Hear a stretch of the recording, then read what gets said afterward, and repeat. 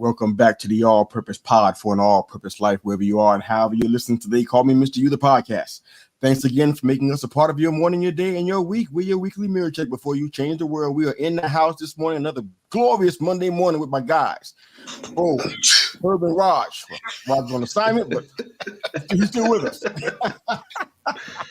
How you guys doing this morning, man? We're great. Good. I think Bo is allergic Who? to us, is what he's trying to tell us. Yeah, that's right. Oh my God! Repeat that? I missed it. We went out. Repeat it Yeah, again? you're kind of breaking up there. Basically, he said that I'm allergic to you guys. Allergic. Oh, wow. What's that mean? Did we fall out of your favor? No, it's because I sneezed. Yeah. Oh, okay, man. All right. Well, Mom is already representing this morning. Good morning, Mom. Yep. We love you so much, and thank you for joining us and supporting our show and dropping those dimes out there in the comment section. We appreciate you so much. Thank you for continuing to do what you do. All right. Well, we got a lot to get into. Shout out to my wife because it's my anniversary today.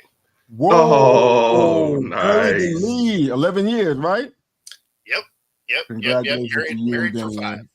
Married for 5. Congratulations, wow, man. sir. Congratulations, man. Got big plans for today? What you doing? We're both working. We did stuff on Friday. Copy that. Copy. You got pictures of all the festivities that we can see. Nah. Or is that private? Nah. We pretended like other people didn't exist. It was nice. Okay. Wow, so the usual. We will make up our own stories then. There will definitely involve waterfalls and. Oh no, I got it. So the usual, of course. We went and hit a bucket of balls and hung out with some friends, and it pretty low key. Okay. So I know Rod's going to ask this because that's just where he goes with this stuff. So was any waterfalls involved in this at all? Zero waterfalls. Although one thing that was funny is, because we were hitting balls there. I broke one of their drivers you can borrow. Wow. I snapped the fiberglass in my hands. I guess I was holding on a little tight because I was trying to murder the ball. And then what are you trying to prove, man? I wanted it to go far. Yeah. Must go far. I walked back in and I broke it in between my hands. So when I walked in, it was like kinked to the side. I was like, I don't think this is going to work. They're like, how the hell did you do that? Wow. Superhuman strength. They said, I'm not even mad. I'm just kind of impressed. Wow. I started laughing. I was like, I don't even know what I did because I was getting ready to swing and I just felt it pop. I'm like, uh-oh. I don't even know what to say after that. I can't follow that up, man. Scott, we're doing a podcast with the Hulk. I don't know what to say here. It was hilarious, though. It was hilarious. What's up, West Coast? Having a win. How you doing? Thanks for joining us again, and she's giving you some happy anniversary love as well. That's so thoughtful of you. Thank you, Wayne. We appreciate you so much. All right. Well, and in Hawaii, I wish, because it's raining all weekend here and hasn't been super warm. But that being said, we just had Cinco de Mayo, so we would have done it down in Mexico. That's where we got married anyway. Well, you recently came back from Hawaii, so I feel like we already did that story. Okay. We did just go to Hawaii, so it's time to go to Mexico. Did that already, okay, so let's get up. Let Herb and I recuperate from the last time you did Hawaii. Okay. Let's just. Yeah, exactly. So we're not over that part yet, okay? We weren't invited to that party, so we kind of, we're still dealing with Alabama and South Carolina, right? So you go ahead and give us some time to recuperate, all right? Be kind and there's room. Was there room? I don't know that there was. What's up, Raj? Morning in the house. Of course, the obligatory roll tide dropped in. I don't say go blue that much, man. All right, it's all good. Roll tide. That's right. Good to have that, Raj, man. Thank you, brother. We love you, man. You know that. We got a lot to talk about, so let's go ahead and try to jump into some of this stuff, man. I had a question out. I think it was about 2 weeks ago. I did it before vacation because I wanted to let it marinate a little bit. But all the NFL rookies that came out that had father that was in the league, it kind of prompted a pretty cool question. Who had the best chance to surpass their father? The option that we had were, of course, Marvin Harrison Jr., Frank Gore Jr., Luke McCaffrey, son of Ed McCaffrey, Brendan Rice, son of the GOAT, Jerry Rice, Joe Alt, of course, he's by the same name as his son, Joe Alt Jr., I guess you could say, Chris Jenkins Jr., and Jeremiah Trotter Jr. So a whole bunch of juniors out here. And I took the liberty of doing all of the math. I'm sure you guys did your own as well. How do we find out how the son surpasses the father? By what the father is best known for, I guess. We know what Frank Gore is most known for: 16,000 yards, 241 games played, which is a record. So we know what he's known for. You know what Jerry Rice is known for. He's the GOAT. He's probably top 3 in everything. Yeah, I feel like you can throw that one out the window. His kid. Yeah. I didn't have a shot. So I'm researching everybody else. I didn't research Jim. I just wrote his name down and went, yeah, sorry, kid. I just kind of feel like it's not going to happen. Like you ask Brendan Rice, he'll tell you that he's bigger and faster than his father, but I just feel like that goal is so high to reach that he can't get there. I just don't. Yeah. I could be wrong. He also went in the 7th round, though, right? So that's not everyone agrees with him. Yeah. So I have an X next to his name. Doesn't make you a better receiver. Right. I don't think he's gonna do it. So I have an X next to his name. Honestly, I got an X next to Marvin Harrison Jr.'s name as well. It's probably not going to go over well with some folks that love Ohio State, but I don't see him surpassing what his father did. There's just some things that I just don't think he's going to be able to surpass. And I think his quarterback helped out a lot in that regard. I don't think Marvin Harrison has the same liberties that his father had with Peyton. So you guys can go ahead and chime in on that one, but I have an X next to his name as well. I don't see a chance. I think that the only thing in his favor is it is a more pass-happy league right now. So I think he'll get more opportunities than what his father probably did. But no, I actually went with Joe Alt in this one. So, yeah, well, because his dad, John Alt, his actual stats come out to 2 Pro Bowls. I mean, 2 All Pros, and 2 Pro Bowl, 2 All Pro, 2 Pro Bowls, 1 second team All Pro, and the Kansas City Hall of Fame. So you're thinking if he's drafted with the number 5 pick, he should be surpassing that. He should be able to surpass that. No, I came out to the same spot. So Joe Alt as well. Yeah. Okay. So, and that's not a knock on John Alt. I'm just saying if you're taking with the 5 spot, if I get 3 Pro Bowls out of you and Hall of Fame career, that's already surpassing what John Alt did. So yeah, well, and your other options are guys like Jerry Rice and Marvin Harrison. So that is I don't know that was a fair comparison. Yeah. Well, those were I excluded those 2 guys. I also excluded Luke McCaffrey. Yeah. 3-time Super Bowl champ. I just don't see it. Yeah. Not right now anyway. So and we are in the game of predicting right now. That's what we're doing. So I excluded him out. So it came down to Gore, Alt, Jenkins, and Trotter for me. And that's the order. I did Alt and then Jenkins and then maybe Trotter is kind of how I looked at it as far as my list went. I feel like even though Gore's name is not talked about, what he did was pretty awesome. Yeah. Gore, but there's a couple of things that go. First off, Gore, his stuff was awesome. Then his son was an undrafted free agent, and it's a league where we don't really value running backs anymore. I just don't know that he'd be around enough to do it, even if he was a first rounder. But then going undrafted, I think the deck is definitely stacked against him. Yeah, same here. I think it kind of boiled down to I think Alt is where I probably would land too. I mean, Hall of Fame at 13 years. I mean, the Pro Bowls and stuff. I mean, I'm not sure that I know guys that get in the Pro Bowl, they probably say, I did get in. So I guess it's not really hard to accomplish that in today's times with how voting is done and everything. Yeah. I think Trotter has a nice chance of it, being where he is and the kind of defense that he plays in. His dad was a 4-time Pro Bowler, 908 tackles, 12.5 average sack guy. So high sack guy. I mean, he can potentially do that. And maybe Jenkins could do the same thing. I think he's a little bit different because his dad was like a tackling machine, I guess.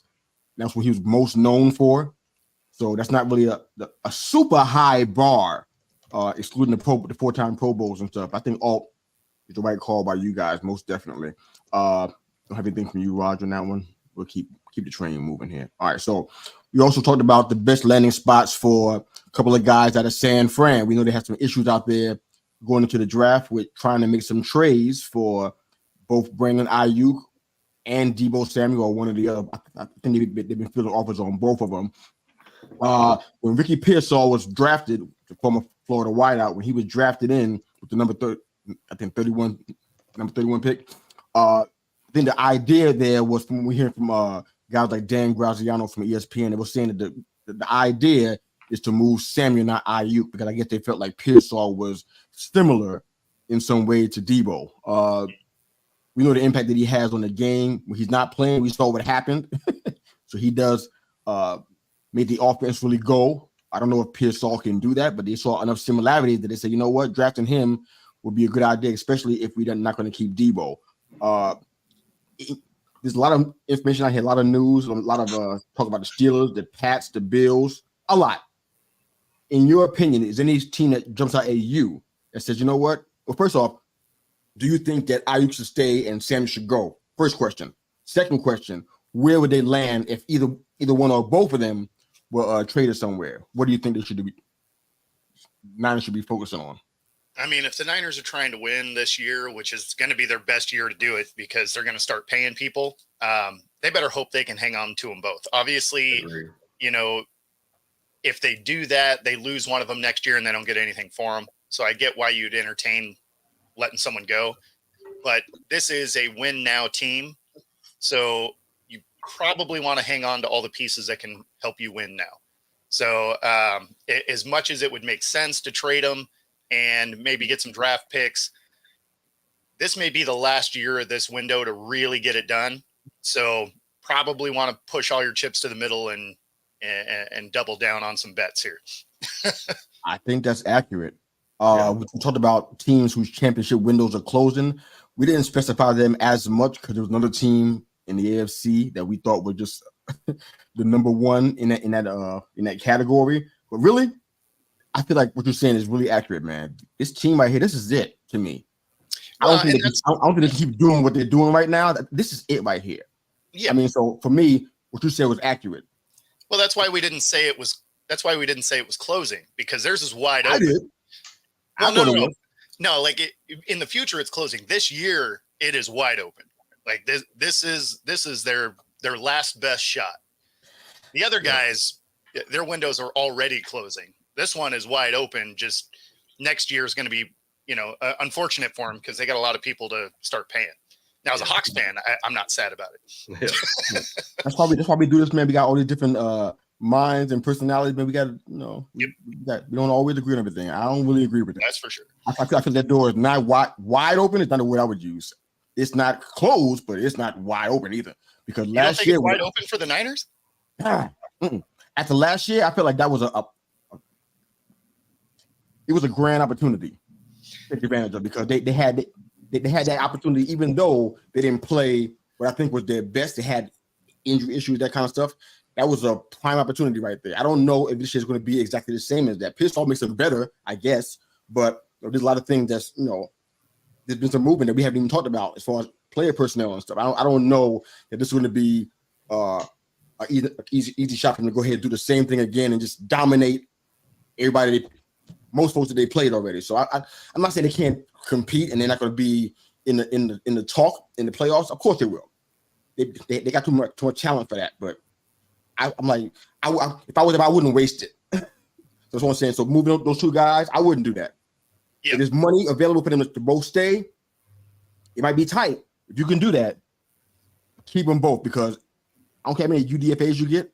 These guys right here, they make your team go, and you need them. And Brock Purdy most definitely would not want to have just Pearsall and whoever fought. I think his name is Jennings, whatever I think it is, but he would not want to not have Debo and IU to throw to. So I'm sure Juwan Jennings, yeah.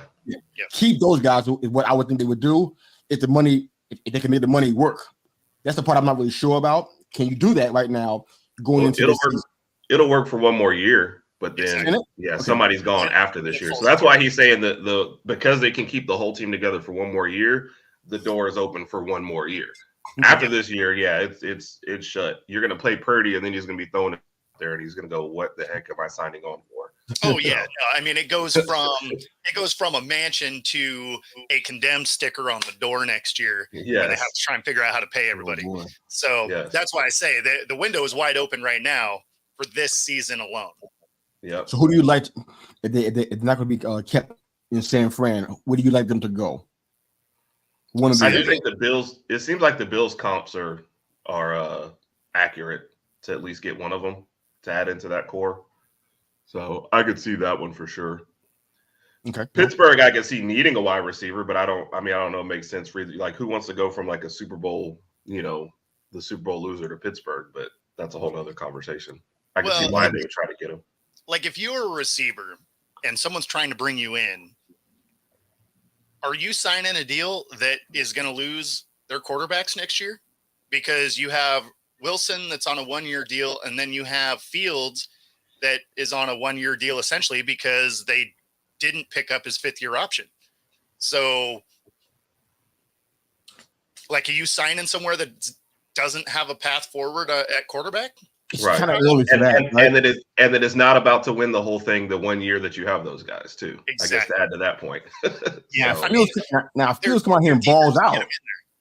If Fields balls out, that they might feel more comfortable. But right now, they talking about trying to do it now, like before the season starts. I'm like, well, I mean, they're talking about Fields returning kicks like a little bit too. So I heard that. They really don't know what they're doing just yet. The Steelers are just doing some like reality TV type football stuff going on. Now, if you get traded there and you're not signing a deal, you say you have a year left on your contract, like in Ayuk or whatever, then then you make the best of the situation, right? Like you jump on an airplane, you go ball out, and you keep it moving because next year that team's going to be interesting to watch. Yes, I got two names that I heard. I want to get you guys' opinion on. Tell me how it hits you, and then what you think the ramifications of it are. One name was we talked about the Bills already in the Steelers. We can let those guys go for now. But the Patriots was a name that was expressing interest in Samuel, and they got a lot of money available. So they got their quarterback that they want. They got a lot of money available. And the other name on the Ayuk side of things was the Washington Commanders. I think they have room for him there to play with Jaden Daniels. How do you like both of those teams if both scenarios happen? No, go ahead. Go ahead. You're probably. I was just going to say, like, they fit there. They're not going to win a lot. Right. Like, they're both rebuilding teams. Neither one of those teams is going to be good, regardless of the talent you have at receiver. Yeah. I was thinking for both of those teams, if I was going to go after one, I would take Ayuk just because of Les Miles and the injury history for Debo. So if I'm going to rebuild, I'll take the younger guy just so maybe he can grow into it. Not skill set based, but just based on age alone. Like if I'm going to trade for Ayuk and then want to re-sign him for a couple years, I think he would probably fit your window better than Debo would. So well, he doesn't have the injury history that Debo has either. Yeah, that's what I mean. So that's both of those would lend me to do Ayuk if he was going to go to a rebuilding team. That's fine. For me, if I'm signing Debo, I'm more like I can win in the next year or two, Where I don't think the Patriots can say that much. No. Or Washington. So that's why I don't think trading for Debo makes sense for either one of them. If you listen to these Commanders fans, they feel like this is their shot. This is their moment. If this is their moment, no. They were also really bummed out they lost Sam Howell. So, I mean, I'm trying to figure out what happened that made them think that this is going to be, besides Samuel, they got Austin Eckler. Everybody know I love him, but is that enough to take them to the next level? Even with Ayuk? Is the next level making the playoffs? Yeah. I was going to say next level meaning that don't finish last in the league. Sure. Right. Yeah, that. And I guess being competitive. I don't know if I go that far. Making a wild card one. They had the number 2 pick, right? So if next year they're picking it like number 10, that's a win, right? That's next level, right? Yay! That's what I'm saying. Like playoffs. Don't talk about the playoffs. No. Playoffs. No. I don't really care for them. You know that, but that's it's interesting that we're sitting talking about that because these guys that have all their trade capital, they had to pay a heavy price to get there. A lot of losing to get to this place. A lot of cuts. So they have a lot of losing to do. They have it's beneficial for them and everything, but it doesn't always, like you said, one of you guys said, doesn't equate to them taking a big leap, even having either one of these guys. So we'll see. Maybe there's a team out here we haven't talked about that's going to be able to grab them up because I don't think San Fran's going to keep both of them. It doesn't feel like that way anyway. They should. It's a great idea, but it just feels like they just they're on the hunt. So, well, I mean, again, there's still more cuts to be made too. Now, don't forget that we still talking about some more cuts eventually, more roster cuts. So, yeah, for sure. Now, I mean, if you get the right trade value, sure, right? I mean, it's why I've made that that comparison for the Seahawks and DK. Like, if you can get the right trade value for him, you move on, right? Like, if you can get a couple. What happened with that? What's that? That just died out. Whatever happened with that? We talk about that stuff every week. I was just saying that they haven't heard his name at all. Yeah, I was just saying that they should. There is still rumblings. I guess the Steelers kicked the tires on him. Really? Okay. Yeah. So the Steelers are really looking for a receiver, obviously. Clearly. But yeah, I mean, there's been a little bit of kicking the tires on DK. I just was, through last season saying they should entertain it because trade value is still going to be high. And he has so many outside of the normal play things that go wrong that it would make sense to do, right? Because you have incredibly talented receivers, right? You still have Lockett, you have JSN, you have Bobo, they have guys that can fill the role. And it's not like DK had tons of opportunity to really stretch the field last year because the offensive line was so banged up. So, I mean, one of the things he's really good at is one of the parts of the game they didn't really get to do. So now I think it'll be better this year. But that being said, if there was a guy you were going to miss, that would probably be the guy because JSN has enough speed. You can still stretch the field. Okay. So excited to see what happens here. Yep. All you guys that are listening to the show so far, what are your thoughts? Where do you think Brandon Ayuk and or Deebo Samuel is best served to go? What team should they be going to? Drop it in the comments for us, and we'll keep on moving. All right. What are you giving up for either one of those guys when there's 1 year left on their contract? Right. Like which team needs a rental for a year that you're not going to re-sign? Right. And the draft was so wide receiver heavy, it was hard for, I think, a lot of these teams to think, am I going to give up a lot for this guy, or am I just going to sit where I am and draft? Exactly. Like take the Chiefs, who probably really needed a wide receiver. They were like, I can just kind of sit where I am, make a small little trade up, and get a wide receiver that I like versus, the problem with them is they went and got Clifford Franklin. So all the speed and no hands. Mm-hmm. That injury issue is what gets to me, man. I mean, because I don't play fantasy anymore, but unfortunately, I don't mean that. Fortunately, I have to have fantasy football loving friends, and they still talk about Deebo and stuff, and they been crying about Deebo all year. You know why? Because we needed him the most because he was like the number one receiver they pulled off of the board, and he wasn't available that much. Right. So it's like I think about that kind of stuff. I know that when he's there, it's electric, but it's like when he's there, it was kind of almost like what Odell was like when he was there, electric. Highlight plays. When he's not there, it's like, oh, okay. So for me, that team you're talking about, they got to think about that part. Mm-hmm. Are you going to give him a long contract with a lot of guaranteed money, and he may be sitting out 8, 9, 10 games, God forbid, a year? It's not cute. But I mean, if you're a fantasy guy and you're pulling Odell, you haven't watched his career. You saw a highlight reel where he one-handed caught a ball because no, it's a lot of people, not Odell. I'm just saying that just no. But I mean, comparatively, right? Because Odell has been, he's like a 400 or 500 yard a year receiver. Like he doesn't actually ball out. Like he's had some flashy plays each year, but he doesn't actually do a lot. Deebo, on the other hand, is a workhorse. He just gets hurt. Agreed. Right, so your thoughts on the Roger Goodell hating preseason? I'm gonna let you guys just kind of drop your thoughts on that, and if you feel like you said enough, you can move on. Because I'm like, wow, I don't understand what he sees that we don't see. But go ahead, you guys have some thoughts on Twitter. I heard some of your thoughts, but love to hear your thoughts on that. So basically what he was saying was that he felt as though it wasn't necessary. He'd rather see regular season games in their place instead of. So I don't know if he's talking about 22 games. I don't know what he's really implying there, but basically he was saying that the preseason doesn't have much value in his opinion.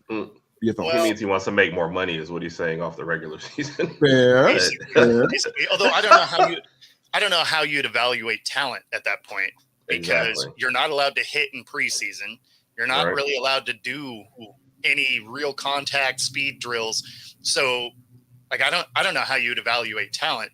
And then taking that even a step further, something we talked about during last season is offensive line and receiver timing routes need real speed, real time reps.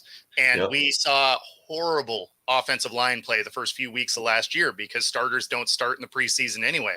So it's essentially the first 3 weeks of the year are the starters preseason games. And it was terrible. I liked when your starters actually played some in the preseason, because then you had a polished product when you got to the regular season. I don't get the motivation. I heard my hit on the head with the money part, but I don't get the motivation. I mean, it's definitely what it is. TV rating. You really want to have a season start?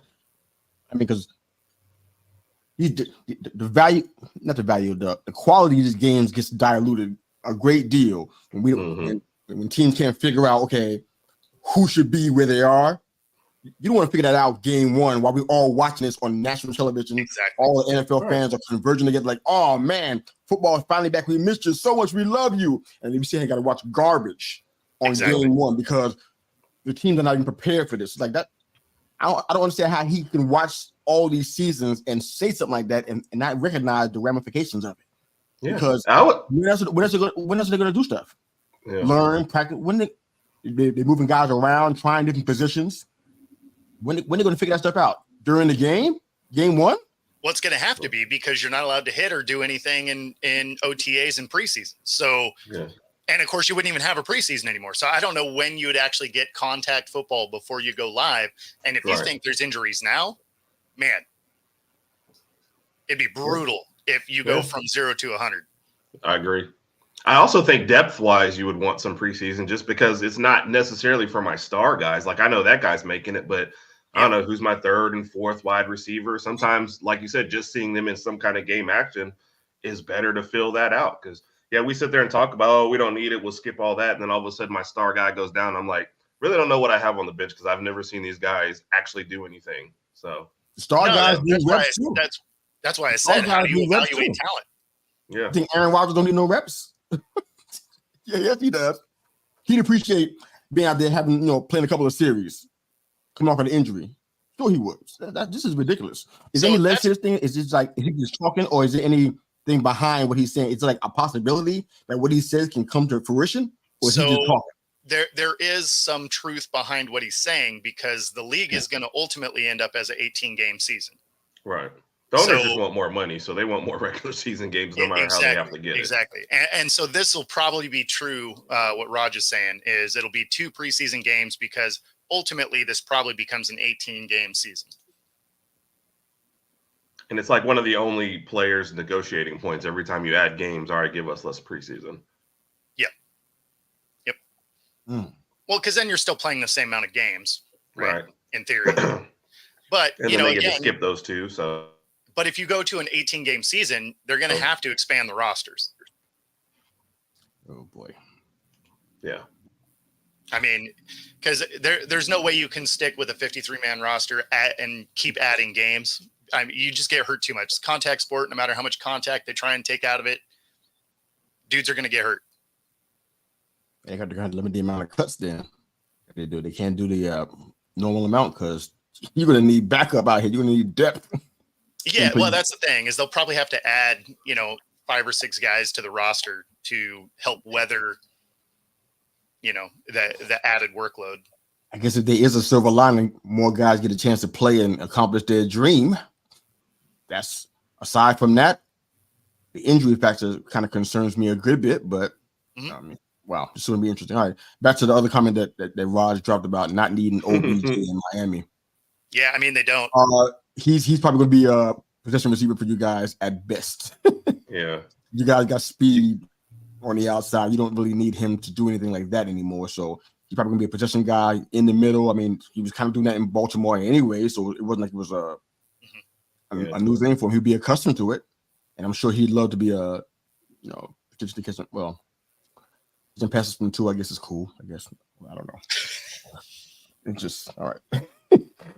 All right, and your thoughts on OBJ in Miami? We keep on moving forward. We got some more topics to jump into. No, it's like they wanted to sign a name, and that was it. Like, yeah, I mean, OBJ is nobody on defense they can sign. No names on defense they could have got. No names on defense. No, he's just a style piece. That's it. Yeah, exactly. No defensive issues that it could have addressed instead. Nothing. Oh, there's tons of them. Like all of them. That's why Raj texted me and he said we didn't need this. So the second the signing came out, that's the first thing he texted me. So I was like, yeah, it's like you're riding a bicycle and your tire's flat, and you're like, if I get some streamers on these handlebars, it'd be rad. Yeah, it'd be rad, but you're not driving it anywhere because you don't have tires. Exactly. How long have we been talking about Miami's defense? I know, Raj, you could probably go on and rant and rave, and by all means, dominate the comments like you always do, brother. Dominate. But man, how you gonna ignore the defense continually? No offense to OBJ, man. He is what he is, man. But come on. All that help you need on defense, that was a problem for you guys. It wasn't, we don't have enough speed on this team. No, it was your defense. And you didn't really address that. I think last week, Roger was even saying in the comment section, I think he was, or a week before, that they really didn't address that to his satisfaction, I guess. To anybody's satisfaction. So now you can go get OBJ. Really? All right, another comment from Roger. Surprisingly. What do you mean surprisingly? I don't know what that means, but as usual, I'm going to defer to you guys to work that out offline. His persona is keeping him afloat. Early to be throwing daggers already. I mean, geez, it happens every single Monday morning. So I mean,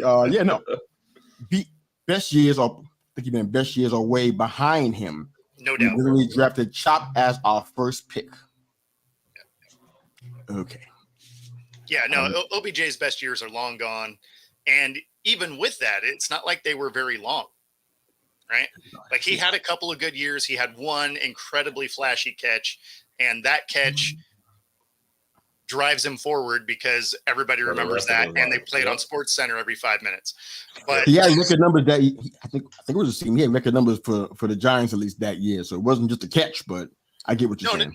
Well, yeah, but the thing, that's why I said he had a couple of good years, but then from there, it's been everybody's picked him up because of that one-handed catch. Because it definitely hasn't been because of what has happened on the field.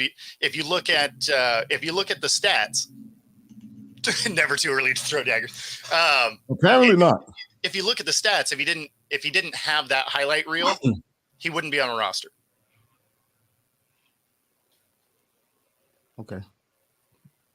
I'm not sure about the last part. I don't know. Guys get spots all the time. I'd be like, how'd that happen? So 400-yard receivers you can find anywhere. You don't got to pay that guy. Happens all the time. All right. Let's move on to the next topic. We got to keep moving. Most surprising Major League Baseball team this season so far. A lot of storylines, so we're not going to get into all of that stuff. But I think the one that jumps out at me personally is the Chicago Cubs. I'm shocked by that one because they got a couple of guys, Bellinger and Swanson, and they got a 9-game improvement out of it, which is pretty good for 2 guys. They changed the dynamic. They got a Japanese lefty, Imanaga, that came in, and he's been able to replace Marcus Stroman, who's on the Yankees now, thank God. And they made some powerful moves, and they're competing, man, and they're playing hard, man. And nobody really expected that. I think they had a lot of guys that were in AAA that were supposed to be they were getting ready for a rebuild. That's the whole point of all it. They were ready for a rebuild, or retooling, however you want to describe it. So they had about 5 or 6 guys coming up that were like awesome. I mean, awesome bats, great pitchers. They're going to bring them up. They kept them all in AAA. So what that tells you is that, they got the guys that they had that they were thinking about, replacing whatever, are overachieving. And now they got a wealth of riches. And now you got guys that are right behind them that are fantastic and could use some more seasoning in some areas, but fantastic. Right now, it looks like they've been, in a world where we're always tweaking something. The Cubs are just sticking with what they know, doing the right thing, giving their quality guys some time in AAA to kind of get to that point where when they come up, they stay up. I respect that they're the 4th best team in the National League. Dominant record at home. Their kind of average away from home. I think about 500, playing 500 ball away from home, which is pretty good. And 1 percentage point out of the top spot in the West, man. So looking pretty good, man. How about you guys? Who surprised you so far? Oh, the White Sox being being as bad as they are on pace to be the worst team to ever put on a uniform. Is that possible? The worst team ever? Like ever? Ever, even including shortened seasons ever. That's not amazing. Good. It's amazing. Amazing. What do you do with a team like that? Do you fire everybody? What do you do? Do you just kind of just? I mean, it can't get worse. Wow. Are you sure? If you're already on pace to be the worst team ever, I mean, you could probably send them all down to AAA and bring a AAA team up and see what happens. It'd still be okay. Yeah. I mean, their differential right now is minus 82 for the whole year. Yeah, I mean now I didn't look over the weekend, but going into the weekend, they were on pace to, I believe, be a 33-win team, which would be the worst ever. Wow. That's amazing. It feels like Chicago. This is a side note before you jump in there, Herb. It feels like Chicago has issues with their teams. Are you seeing a little pattern here of dysfunction? It's not just the Bears. It's like you see it. That's what made the Cubs so remarkable. I'm like, y'all in Chicago too, but it's like it's not happening to y'all the way it's happening to everybody else. It's weird, but go ahead, Herb. Jump in. Yeah, don't get me started on the Bulls. I went with Houston, especially like as somebody who doesn't really watch baseball that much. You just kind of expect them to be in the mix every year. So seeing them start off as bad as they are. He said, "Who the White Sox?" Oh yeah, Colorado's 8-26 also. Good God. Oh, okay. So the White Sox won a couple games. All right. Look at them on the come up. They're on a streak. That's right. We didn't want to be the worst in the history of the game. And the game goes back to how far? They didn't want that moniker. Go ahead, Herb. Go ahead, Herb. No, I was just saying, Houston. Like I said, as somebody who's not watching every day, Houston is just one of those teams I expect to always be in the mix. So seeing them start off as bad as they are, was just a little weird to look at. I guess I just always expect World Series contender. Oh, did you lose me? Yeah, just for a second, you back in. Yeah. Yeah, that's Houston. Houston's who I went with. Yeah, that is surprising. Oh man, okay. Another comment. Baseball, luckily from Raj, I happen to heard the Raj podcast. Luckily for them, Major League Baseball seasons are 500 games long, so they have time to bounce back. Yep. Which makes me even more condemning if they don't bounce back after a 500 game season and you don't bounce back. What does that speak? So I totally hear you on that, Raj. Wow, man. All right, let's transition to NBA. We just rolling through all the sports. What's next? Tennis and golf? Not really. Got nothing to add for those. Same here. In the NBA playoffs, they also, I'm on record about the NBA. I'm not changing my mind. I still say what I said, and it validates it every single day that I see or hear anything. The 90s are the greatest era in history, and everybody was in that era. It's better than anybody else I've ever seen. I'm sticking with that. But storylines that make you pay attention so far in the NBA playoffs, besides LeBron getting bounced. What else are you seeing and hearing that's kind of making you pay some attention? Is it Joel Embiid? Is it the Lake Show? Zion Williamson is back playing the way everybody thought he would. Durant legacy. What are you guys thinking about from the NBA playoffs? The storylines that kind of pique your interest.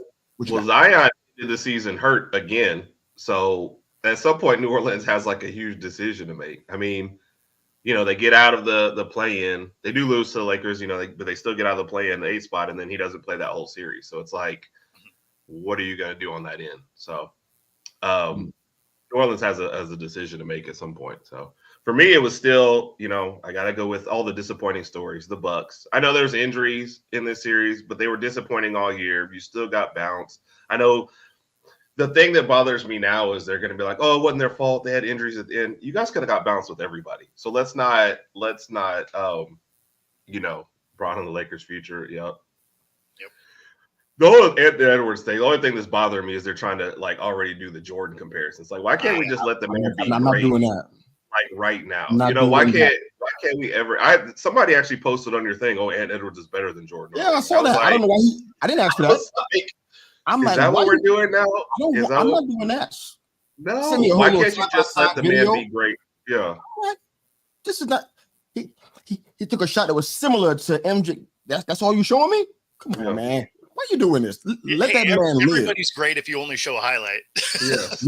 Yes. Thank you. Let that man live. I mean, to be fair, OBJ keeps getting on teams because he has an awesome highlight. I mean, he ain't getting on that many teams. I mean, he's lower leg injury, and guess what? It's all over. That's been going on for years now. So, Anthony Edwards, don't do that to that man. Don't put. Yeah, just let him play. Let him be great. They've got a great shot at knocking off the defending champs right now. So just let him be great. Oh, man. Yeah, I mean, they did the same thing to Derrick Rose, right? Like he was playing out of his mind, and then he gets hurt. And I add also the Warriors dynasty. What do you see? What are you seeing in that? I mean, if you see anything, it's done. They're going to start blowing that thing up. The problem was they just re-signed Draymond, so he's staying. But Clay just went 0 for 10 in his last game. Right. How do you pay him a lot of money? You know, he was never a great offensive talent outside of the shooting. Not to take away from the shooting, but he's not a put the ball on the floor, drive past anybody kind of guy. He's like he's a catch and shoot. Yeah, he's catch and shoot and a defensive guy. You lose your athleticism. You don't have the great defense that you once had. So if you don't have the shooting, you're done. So. Oh my God! Again, surprisingly, I agree with her. Rod says the Ant Edwards MJ comparison is uncalled for. Only one name can be discussed with MJ. Now, I was talking about Kobe Bryant. I was gonna go ahead and move on, but now I'm not gonna move on because you sent that comment out here. Oh, I'm sure he's talking about Kobe. Yeah, he's definitely talking about Kobe Bryant. Oh, Kobe. That makes sense. Okay, that makes sense. Yeah. Kobe. That makes sense. Right. And I expect another daggers. Yeah. So, do you have any predictions for who you want to see play in the finals? I mean, you don't have to share that, but if you have any, I'd love to hear it. So the surprise thing for me is the Knicks still being in, just because I'm so used to the Knicks nicking it up. Oh my God! I ain't taking the bait no more, brother. I'm over that. Oh, it wasn't made as bait. Like you've watched the Knicks. You know exactly what I'm talking about. You can talk about the Knicks whenever you want to. I'm totally down with it. I mean, I'll say this. I'll say this right now before the series is starting tonight. I'm gonna say it before we even get started. They did more with less than anybody I've seen in quite a long time. But the fact is, you still have less. Yep. Look at the rosters for the playoff rosters, and look at the guys. The amount of people, and ours is lesser than the other person's team. You know what I'm saying? And that makes a difference. Because they're not. It wasn't lesser than Philly. It wasn't lesser than Milwaukee. Look at it side by side. It was less than Philly. At least one or two players less. Yeah. Why do you think that? Because guys was hurt and they wasn't playing him. Like Julius Randle's the only guy you're like really missing, right? No, Precious was out for a good bit of time too. Oh, but Precious wasn't even like a major person for y'all. You traded to get him in the middle. He wasn't even. He was a throw-in. He was a throw-in on the trade. We're talking about bodies. Yeah, but Thibs doesn't play that many people anyway. You know what? You get that value meal. Sometimes that free churro is still awesome. I guess so. I'm not buying the Nick sob story. Like, you know, they got the number 2 seed, so for a reason, right? Sob story. I'm happy about that. That was a sob story. They're talking about they made it with more with less than anybody else. Like I'm just I agree, right? They're gonna make the Eastern Conference Finals. I just don't think they're getting by Boston. I'm just shocked. I ain't no sob story, baby. I'm just shocked, man. Take down the Pacers? I think so. Take down the Pacers? Yeah, I think they take down the Pacers. I think they do. I hope it's not 7 games. I hope they do it in a lot less. They don't. If you roll up against Boston, it won't matter. But I do think Boston takes them down. I think Boston's path to the finals is probably one of the easier ones we've seen, just because best team in the East and every other East team is like flawed in like minor to major ways. Well, yeah, I mean, the Knicks are lesser. So, Yeah. I mean, Apparently, they're doing more with less than anybody else they've ever seen. So, No, I'm talking about this year. Ever seen is ridiculous. I'm not saying that, but yeah, you didn't say you've I ever like, seen. I That like, was okay. I like how they play Boston. I like how they play Boston this year Wait, in regard is to that on tape? playing them tough. Man, we'll see what happens. Y'all, you know what? You guys are amazing, man. y'all talking, y'all. Nah, okay, all right. It's cool. Welcome to Everybody got tape. Not just me. Everybody got tape, so it's all good. And you're gonna go back, and my tape's gonna say I think they're gonna beat the Pacers and still lose to Boston. So I wouldn't mind it. If it was Boston versus the Knicks, I would be rooting for the Knicks. So I kind of want to see Boston taken down. We played them tough this year. We didn't win all the games at all, but in the 7 games, they have the one of the more talented rosters. I think. You know, picking up Porzingis if he actually comes back, and then with that Drew Holiday pickup, that was like a low key nice little pickup too. So they just got one of the better rosters overall. I agree with that. The Knicks, I think, are still going to chase that other star. You know, I don't think Randall was that guy anyway. You know, Brunson, I think, got him a good piece. Now I think they need like one more star if they're really going to make a push.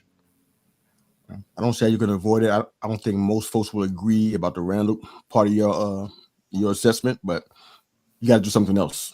You just have to. I kind of feel like it need to be somebody who can consistently shoot and make their own shot. Yeah. We need another point guard. I'm not saying we need somebody who can actually shoot and create their own shot, because I think even if Randall comes get a wing. Yeah, I would get a wing. I feel like that would help. I feel like that would make us that's what's more competitive, I guess, more on par with what's already out there, matchup wise. But I haven't heard any names whatsoever, so I have no idea what's going on. So okay, Rod says the Knicks haven't won a title since 1973. Shoots McGee. Sorry, you had to throw another dagger for no apparent reason. Well, the rest of the guys are doing it, so you might as well go ahead and join in. It's all good. I can take it. All right, so last question, and then we go ahead and close this out. All right, so out of the top 10 teams, and of course it would the top 10, Chicago picked twice. So out of the top 10 teams that picked in the first round, I guess the first 12 picks, I guess it would equate correctly, first 11 or 12 picks. That'd be Chicago, Washington, the Pats, Cardinals, Giants, Chargers, Falcons, Titans, Vikings, and the Jets. Who's most equipped to compete in their divisions and why?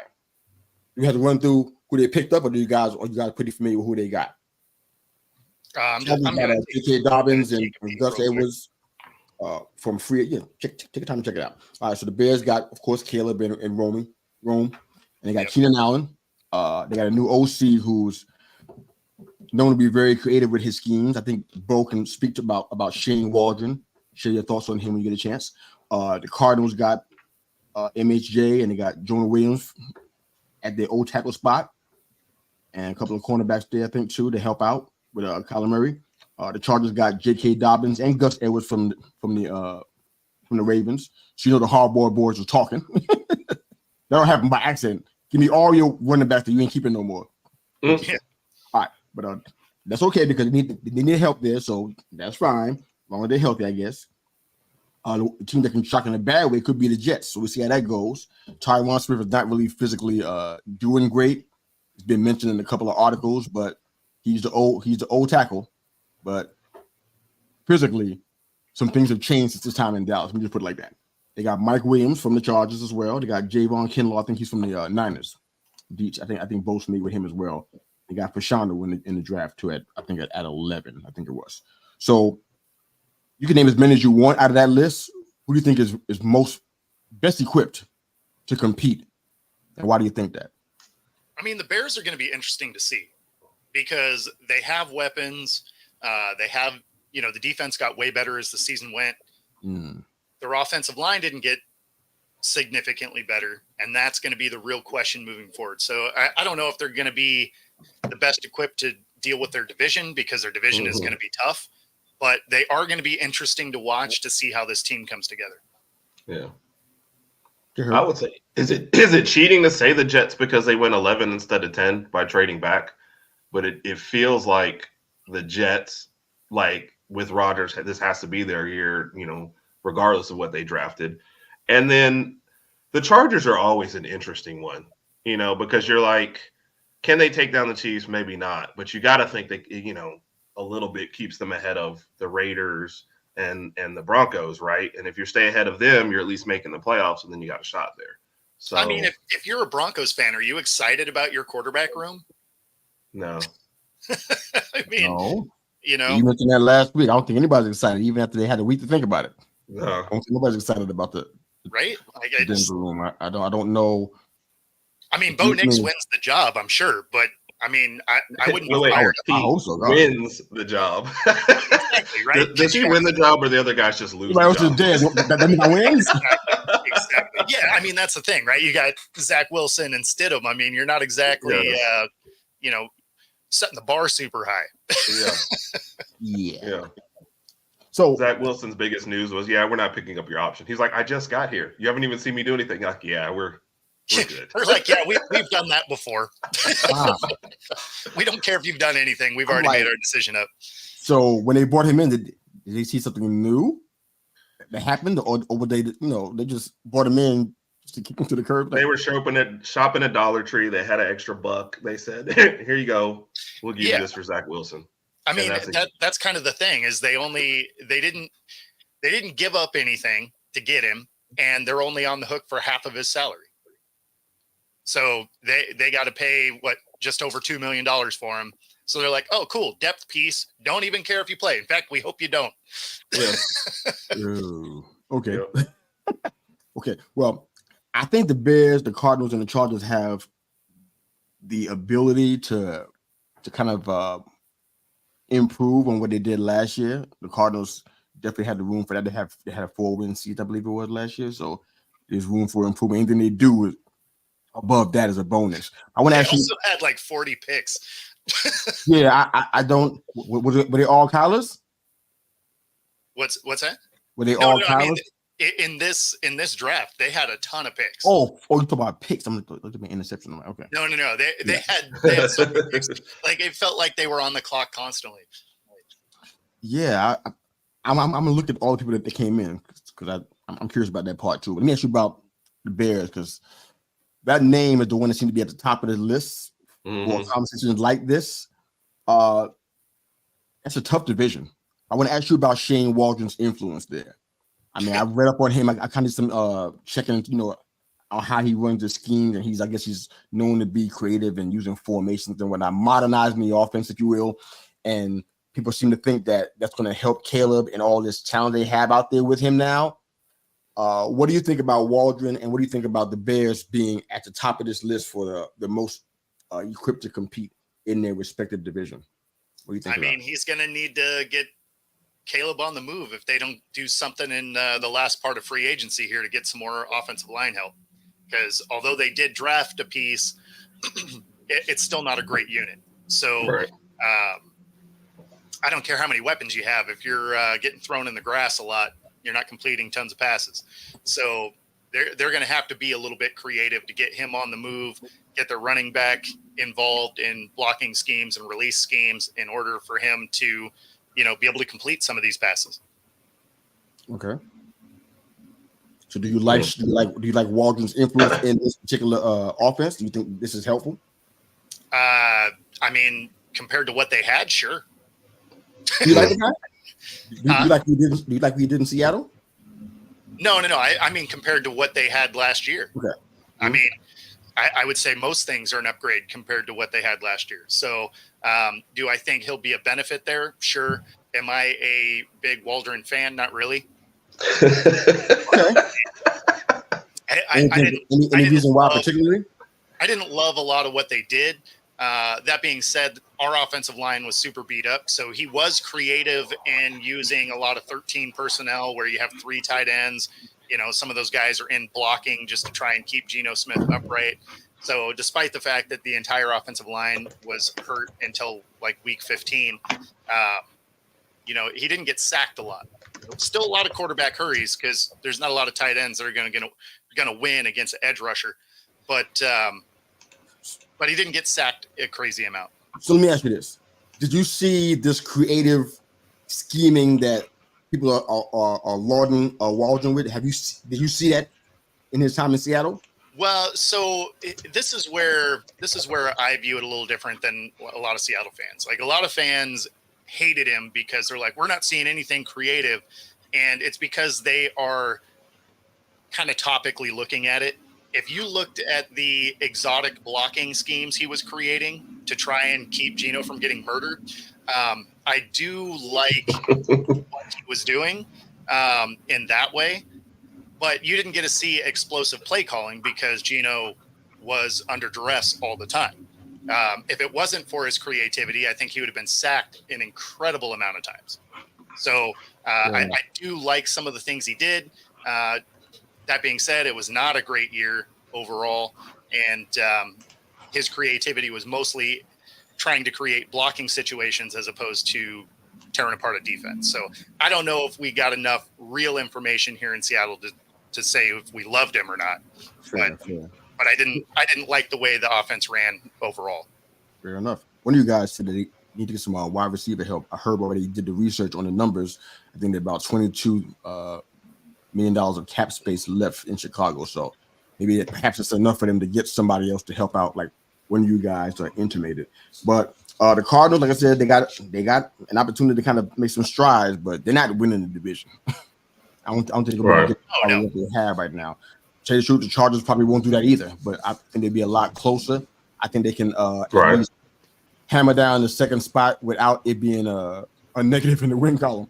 I think they can do a lot with that. Right. I think all being on that line is going to be a big help for Herb. I think Herb is like on his knees, thanking God. Yeah. And that's why I picked the Chargers. Yeah. So that was your pick. Not to win the division, but I feel like the opportunity for second. Okay. So before we jump out of this whole episode, the Jets. For me, this is like the kind of shock that it could be in a bad way. I don't really feel good about this.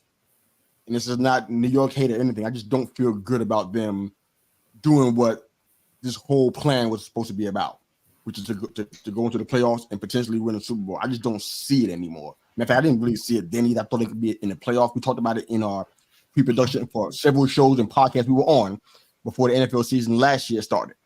And it's like I felt like they'd be in the playoffs, but I wasn't sure about the division, and I definitely wasn't sure about anything beyond that. How you guys feeling about it based on what you're seeing right now? The moves that they made. I know they got a tackling for Fashanu that's supposed to help, I guess.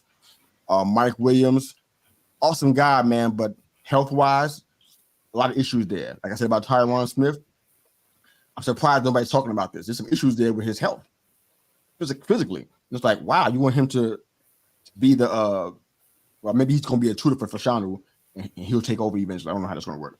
But you got Kinlaw on the defensive side. Do you guys feel good about this? Real quick on a yes or no. Do you think this is an opportunity for them to go somewhere, or just too little too late now for them? You know, it's funny. I actually think they have a better chance at their division this year than they did last year, because the Bills have gotten worse, right? Miami, I don't trust, especially on the defensive side of the ball. Obviously, they still have a ton of weapons on offense and added another one for no reason. But, you know, the defense is still a real question mark. And then the Patriots are going to be bad, right? Like, they're not going to be a good team. So if there was a year, I think this is their better chance of winning their division. I still think it's going to be a weird year. What's that? It's going to be a weird year over there for that division. Yeah. You have no idea what's going to happen like game to game. No, I mean, the Bills, when you think of how inconsistent they were last year, and then you get rid of an offensive piece and a couple of defensive pieces, that none of that says we got better, right? Right. Fair. And then Miami is just like, you know what? We're getting rid of all of our defense. It wasn't a good unit anyway, so now we're not going to have any of it. And then the Pats are the Pats, right? Like they're in full rebuild mode. So like if there was a chance for them to take advantage of this division, this is probably that year. I still think they're only a wild card caliber team, but they could win this division with a wild card caliber team. Yeah. All right, we'll see. All right, so we're going to jump out of this, but I want to answer Rob, or at least get some time to jump on his question really quick, rapid fire, if you don't mind, please, guys. So Roger Jackson, does Caleb win the offensive rookie of the year? It depends on how you qualify it. If it can go to anybody, regardless of position, some other guys might make a real impact, like a Joe Alt. Mm-hmm. He may change the game because they needed that, and you give Herbert time, he can dissect you. So it's like it could be a lot. It could be Romy. I don't want to call him Romy, but it could be him. I mean, I don't know. It could be Marvin Harrison Jr. Kyler may feed him the ball. He might have 1,200 yards. I don't know. So it's kind of hard to say, Raj. I don't know. But you guys got real quick thoughts on that one? I would like low-key Jaden Daniels would be a pick for me. Okay. Just because of the running ability. I think he'll be running a lot more. Not that his team will be good or he'll do anything, but I just think the numbers will probably be there. I mean, that's what he did at LSU. Defense was terrible. Team lost games they shouldn't, but he was great and won the Heisman. So I'll go with Jaden Daniels. Got that, bro.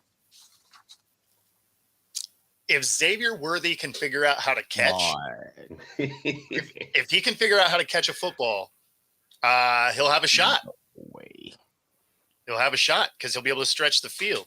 And when you look at the defenses in that division, they'll be able to do some work there. So if he can spend a dime on that idea, right? You keep your money in the bank. Oh, I'm not spending money on any of these. It's a voting. It doesn't have to happen in stats. Danny will cue you the day after your anniversary.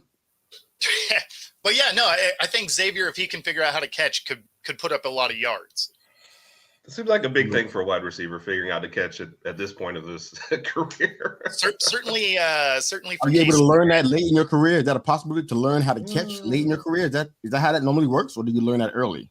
It seems like you should learn that before you get to the NFL.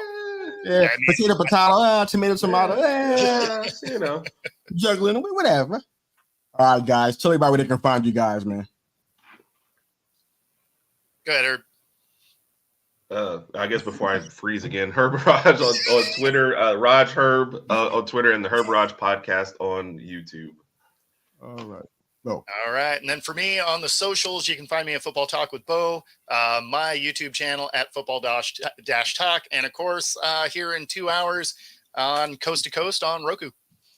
Guys, please like, share, subscribe to our guys. They do fantastic work on their podcast, man. Support them. Like them on Twitter. Subscribe to their YouTube channels. You won't be sorry. Have a great day, guys. Enjoy the music.